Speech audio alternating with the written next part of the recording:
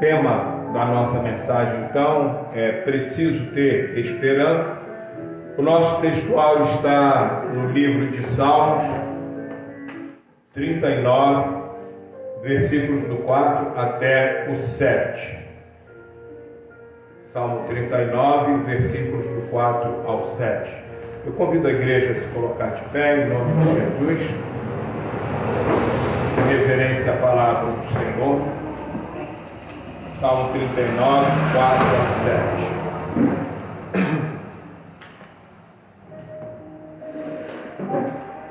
Diz assim o texto da palavra de Deus: Faz-me conhecer, Senhor, o meu fim e a medida dos meus dias qual é, para que eu sinta quanto sou frágil. Eis que fizeste os meus dias como a palmos.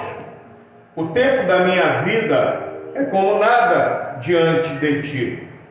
Na verdade, todo homem, por mais firme que esteja, é totalmente vaidade. Na verdade, todo homem anda como uma sombra. Na verdade, em vão se inquietam, amontoam riquezas e não sabem quem as levará. Agora, pois, Senhor, que espero eu? A minha esperança está em Ti. Podeis sentar em nome de Jesus. Preciso ter esperança. Será que alguém pode viver sem esperança? Como é que é a vida de uma pessoa que não tem esperança? A pessoa que não tem esperança, ela simplesmente ela está morta. Porque a pessoa sem esperança morre. Isso tudo é uma coisa que nós temos que refletir muito. Nós temos que pensar muito. Nós temos sempre alvos, objetivos a atingir. E desde pequenos.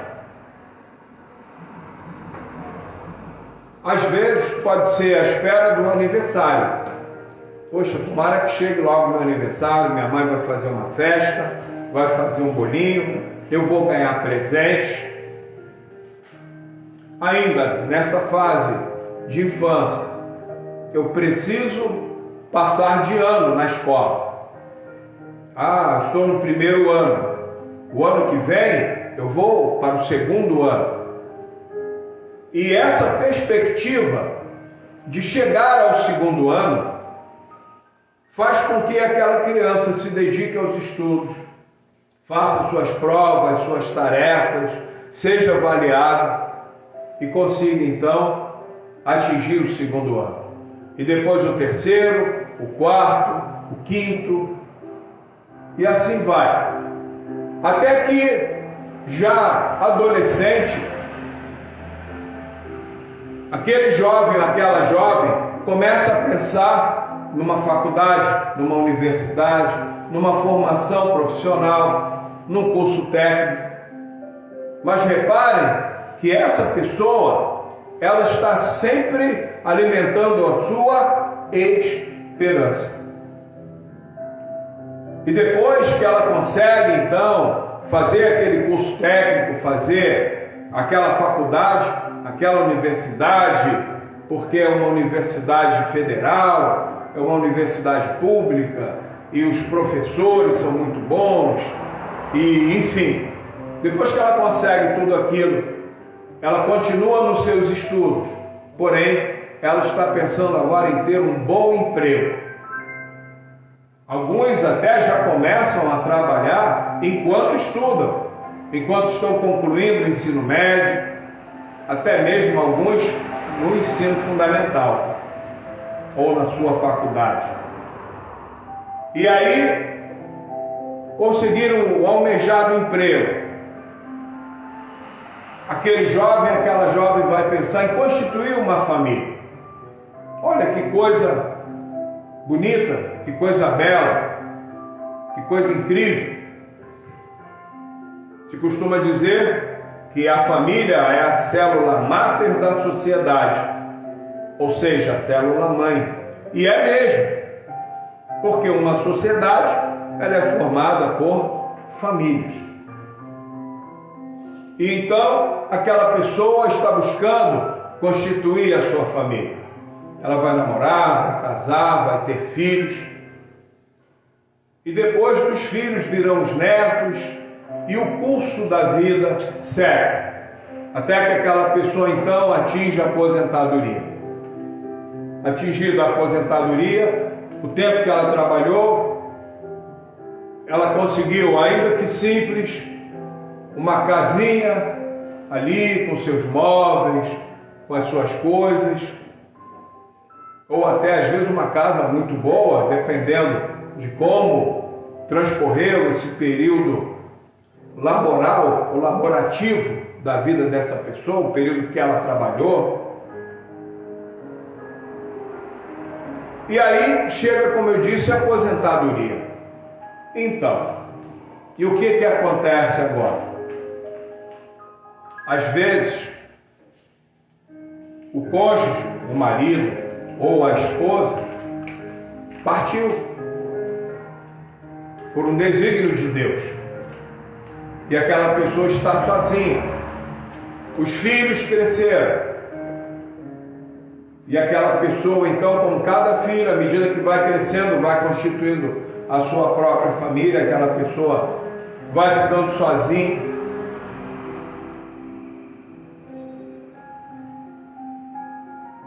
E como ter esperança numa idade como essa?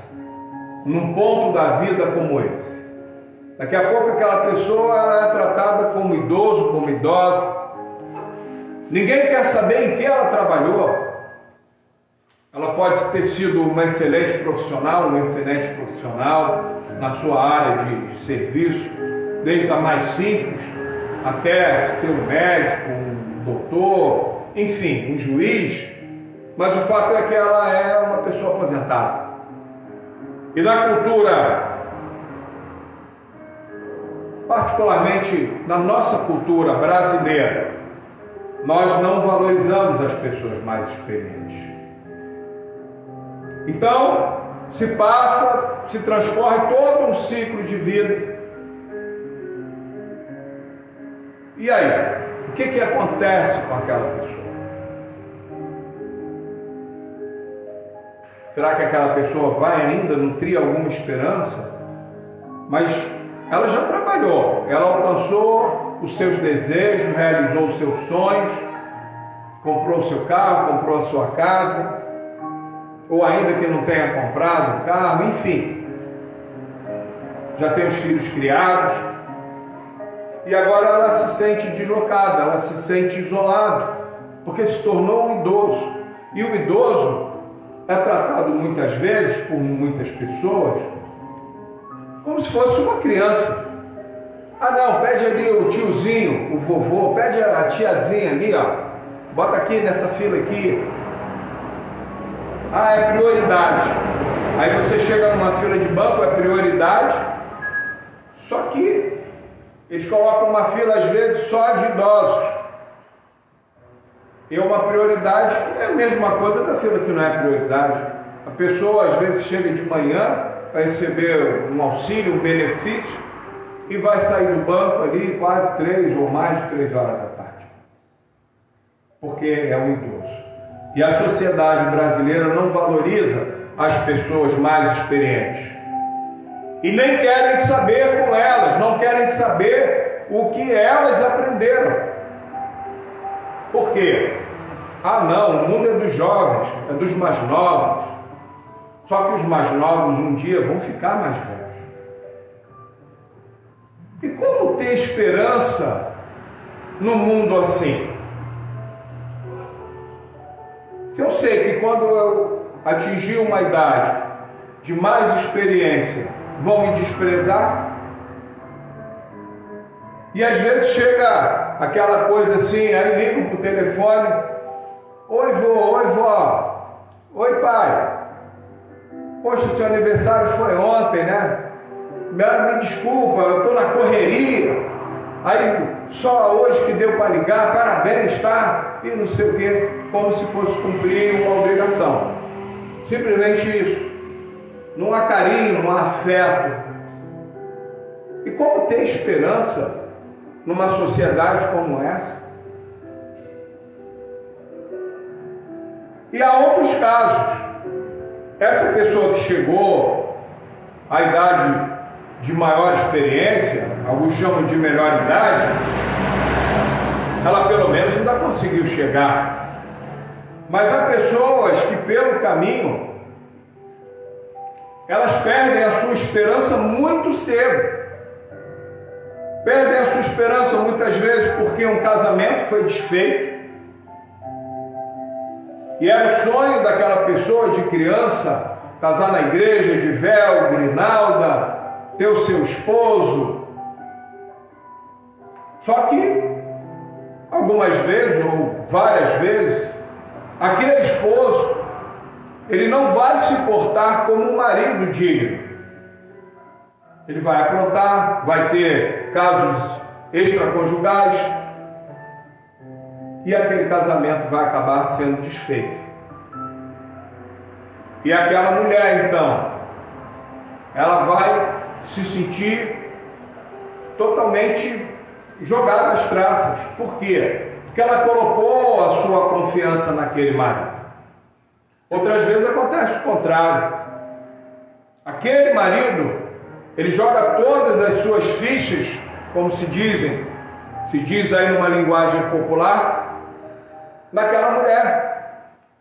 Só que aquela mulher, algumas vezes, ela casou com motivações outras, de não constituir uma família, de não constituir um lar, mas é porque aquele camarada trabalhava numa boa empresa, tinha um bom salário, era a oportunidade que ela tinha de conhecer a Europa, porque ele viajava muito para lá e etc. E aquele homem agora está com seu casamento desfeito. Por quê? Porque aquela mulher nunca o amou. Ela tinha simplesmente interesse. E aquele homem, ele já não tem mais forças para ir para o seu trabalho, embora tenha um bom emprego. E os filhos que estavam com aquele homem, por uma decisão judicial qualquer, passaram a guarda da mãe.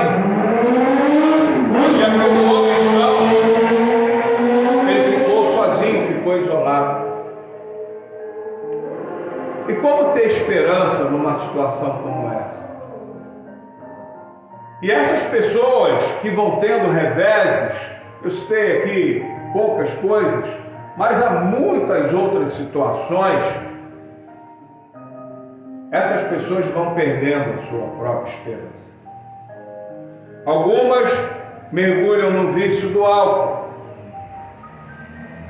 E uma linguagem, um ditado, ou um dito popular, melhor dizendo, se usava muito, ele agora vai afogar suas mágoas num copo de cerveja ou num copo de cachaça. Afogar as mágoas. E aquela pessoa vai beber, vai se tornar alcoólatra. Não vai reconhecer que é um alcoólatra, porque normalmente os alcoólatras não reconhecem que o são. Outras vezes, essa pessoa, seja homem, seja mulher, vai para as drogas. Enfim, e os caminhos são os mais terríveis possíveis.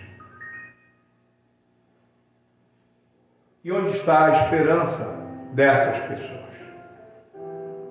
Aonde está a esperança dessas pessoas? É uma pergunta que Deus nos faz. O tema da nossa mensagem é preciso ter esperança.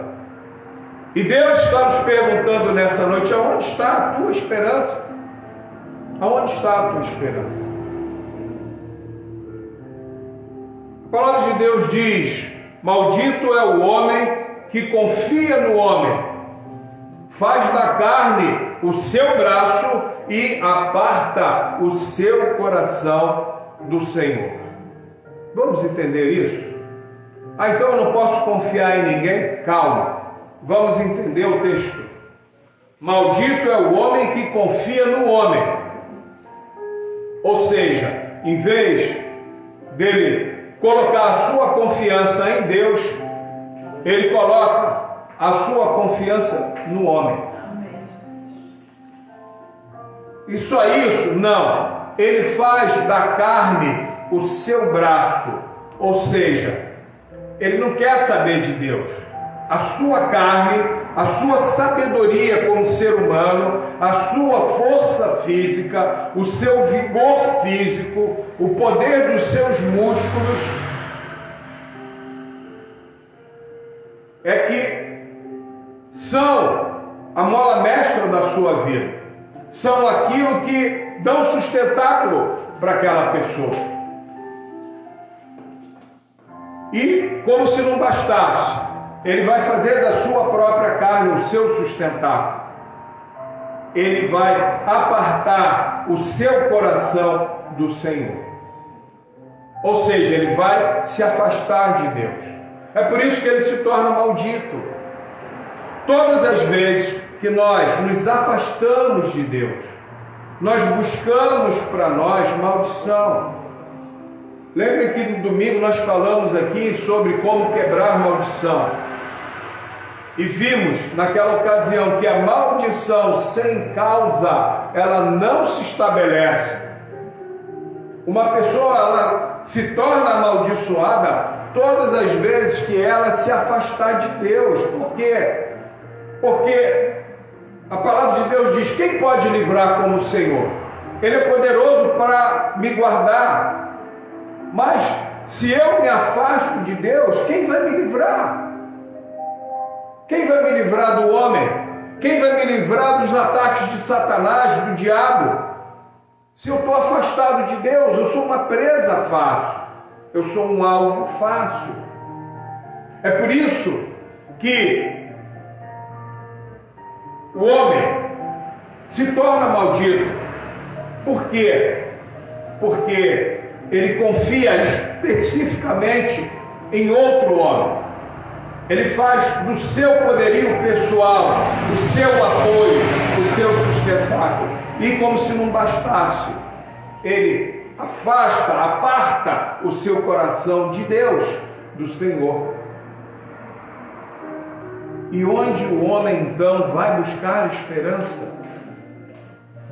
Observem, queridos, esse texto que nós lemos, embora pequeno, mas é um texto bastante significativo. Primeiro o salmista começa, no Salmo 39, verso 4, ele diz: faze-me conhecer, Senhor, o meu fim, e a medida dos meus dias qual é, para que eu sinta quanto sou frágil. É curioso, né? Faz-me conhecer o meu fim e a medida dos meus dias qual é, para que eu sinta o quanto sou frágil. As pessoas, elas estão fazendo planos, estão com mais de 70 anos, e o camarada está imaginando: não, daqui a 15 anos eu vou fazer um empreendimento, daqui a 20 anos. Pode fazer? Pode, ele pode passar dos 90, pode até passar dos 100. Acontece que muitas vezes o ser humano, ele é soberbo, e ele quer planejar tudo como se ele fosse viver eternamente, como se ele fosse ficar para a semente. Ele não vai ficar para a semente. Então o salmista está dizendo: faz-me conhecer o meu fim e a medida dos meus dias, para que eu sinta o quanto sou frágil. Gente, eu sempre falo isso aqui. Nós somos incrivelmente frágeis. Nós somos como a flor da erva. A nossa glória, o nosso sucesso. Observa uma pessoa de muito sucesso que já morreu. Pode ser um artista, uma celebridade. Ah, mas fez muito sucesso. Pois é, ela morreu. Ela continua fazendo sucesso? Não, não continua, acabou. Ah, mas aquele cantor ainda toca as músicas dele, mas alguém está ganhando dinheiro às custas dele. Ele não mais, acabou. Tudo aqui nesse mundo termina uma hora, chega um dia que acaba, e a nossa vida também. Por isso que nós temos que buscar o Senhor. E a palavra de Deus diz o quê? Buscar o Senhor enquanto se pode achar. Haverá um dia do arrebatamento. Só que nós podemos morrer antes desse dia chegar. E se você morreu sem Jesus, como é que vai ficar a sua situação? E ele continua, o salmista: eis que fizeste os meus dias como apalmos. O tempo da minha vida é como nada diante de ti. Na verdade, todo homem, por mais firme que esteja, é totalmente vaidade. Os nossos dias são curtíssimos, amados. São muito curtos. A nossa vida, 30, 50, 60, 90 anos, é um tempo curto. É um tempo curto. E às vezes um bebê, a mãe dele dá a luz, ele chora, fica um pouquinho com a mãe e já morre. E algumas pessoas dizem: puxa, como Deus é injusto. Ele era um bebezinho, ele era um anjinho, e poxa, e já morreu, como é que pode? É porque Deus tem o tempo de cada um de nós já marcado no relógio dele. E às vezes aquela criança, o fato dela vir ao mundo, ela trouxe tanta felicidade, de repente, ela mudou um quadro familiar. De repente, naquela família, os pais estavam separados. E com o nascimento daquele bebê, os pais se reconciliaram. Então, mesmo num curto espaço de tempo, aquela criança, ela pode sim ser usada por Deus para trazer bênçãos para os seus pais, para os seus familiares, para outras pessoas. E isso é que é importante para nós, irmãos. É nós termos a consciência que a nossa vida, ela pode sim ser um instrumento de bênçãos para outras pessoas. Por quê? Porque isso é mandamento de Deus. Amar a Deus sobre todas as coisas e amar ao próximo como a ti mesmo.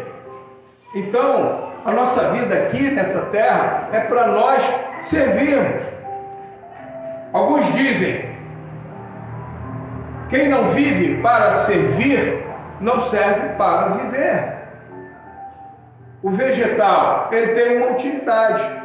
Uma árvore, ela pode não ter fruto, mas ela dá uma grande sombra.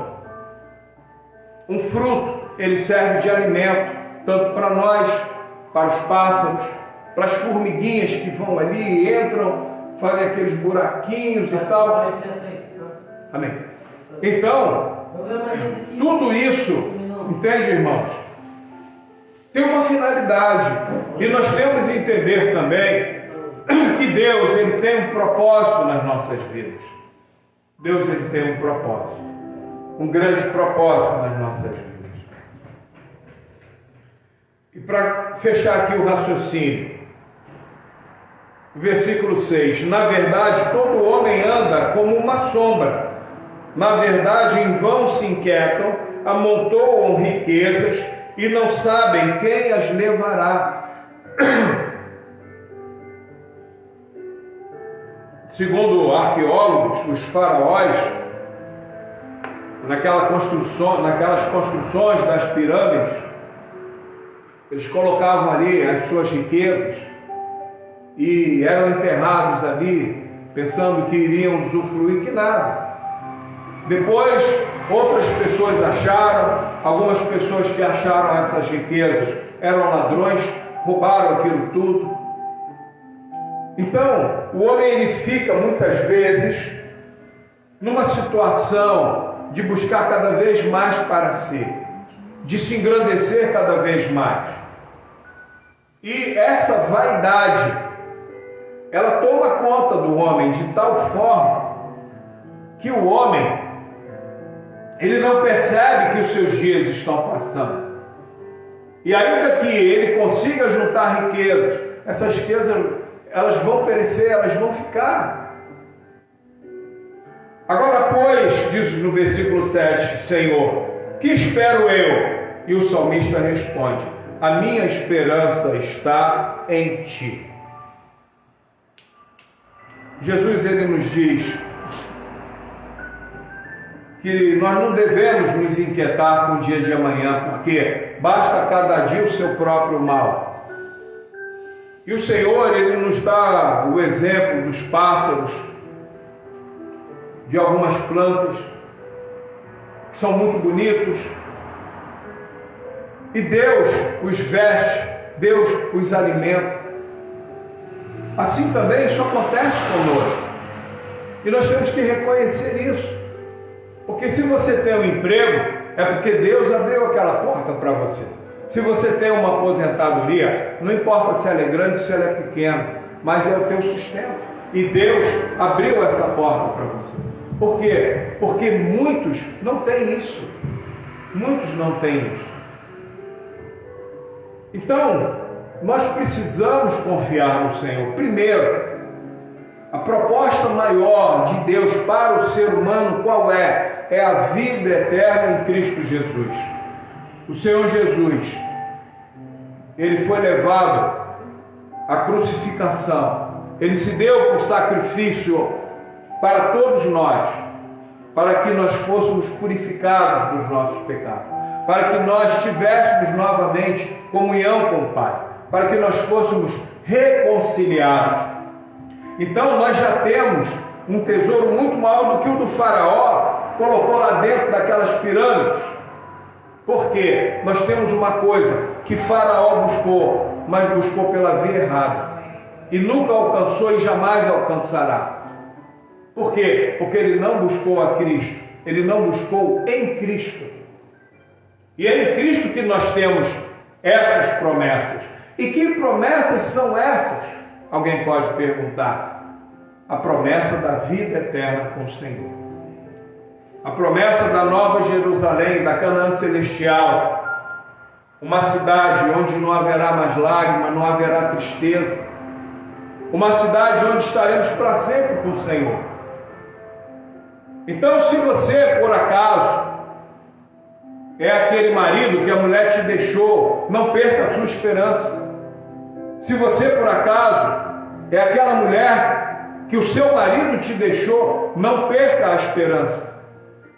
Se você é essa pessoa idosa, que agora, de certa forma, seus filhos esfriaram no relacionamento com você, seus netos, não perca a esperança.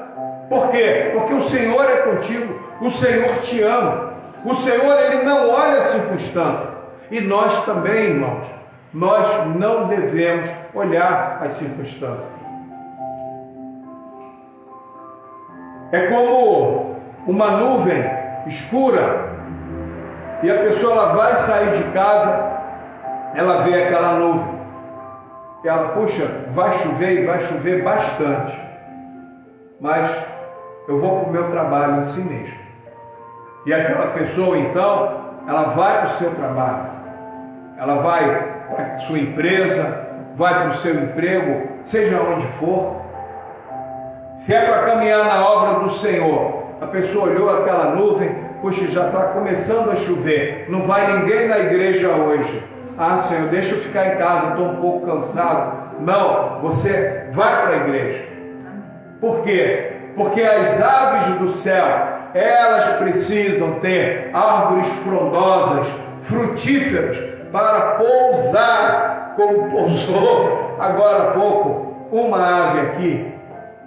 Não importa o tempo, Deus, ele age. O Espírito Santo age. Deus é todo poderoso. Nós não podemos, irmãos, jogar a nossa esperança no lixo, desistir. Por quê? Porque a nossa mente está nos bloqueando. E só tem uma coisa que pode furar esse bloqueio mental, esse bloqueio da nossa mente. O nosso cérebro, segundo eu estudo na neurociência, Ele quer sempre que nós nos acomodemos, que a gente gaste pouca energia, e etc, etc, etc. Se a gente for depender da nossa própria carne, e eu me refiro do nosso próprio cérebro, a gente nem sai do lugar, a gente não realiza nada, a gente não serve a ninguém, e muito menos a Deus. Agora, há uma coisa que fura esse bloqueio, esse comodismo do teu cérebro, da tua cabeça, da tua carne, e essa coisa chama-se fé. O ser humano é o único ser vivo dotado de fé. Nenhum outro ser vivo tem, por mais inteligente que possa parecer. Deus somente dotou de fé nós, seres humanos, e Deus quer que nós caminhemos com fé. Por quê? Porque a fé, ela sempre vai acender a nossa esperança. E eu encerro, lembro mais uma vez o versículo 7, o salmista diz: agora, pois, Senhor, que espero eu? A minha esperança está em Ti. Que a sua esperança, meu irmão, minha irmã, possa estar no Senhor Jesus. E não deixa nenhuma circunstância. As pessoas esqueceram de você. A Bíblia diz que ainda que o seu pai, ainda que a sua mãe te despreze e se esqueça de você, mas o Senhor te ama, o Senhor te acolhe, o Senhor te recebe. E no Salmo 40, verso 1 diz: esperei com paciência no Senhor, e Ele se inclinou para mim e ouviu o meu clamor. Percebem o detalhe do salmista? Esperei com paciência no Senhor. Muitas vezes você quer esperar sem paciência. Você quer tudo para ontem, para a semana passada. Calma. Acalma o teu coração. Esperei com paciência no Senhor, e Ele se inclinou para mim. Imagine, uma criança vai falar com você, o que você faz? Você se inclina para ouvir melhor. O que você quer, meu filho, minha filha? Você se inclina. E é o que o salmista diz: e Ele se inclinou para mim e ouviu o meu clamor. Nenhum dos seus clamores é em vão. Nenhuma das suas petições, elas deixam de ser ouvidas por Deus. É curioso, quando eu trabalhava com direito, você chegava nos fóruns e ali você entrava com uma petição perante o juiz, e a primeira coisa que aquela pessoa do cartório fazia era protocolar a sua petição. Por que protocola?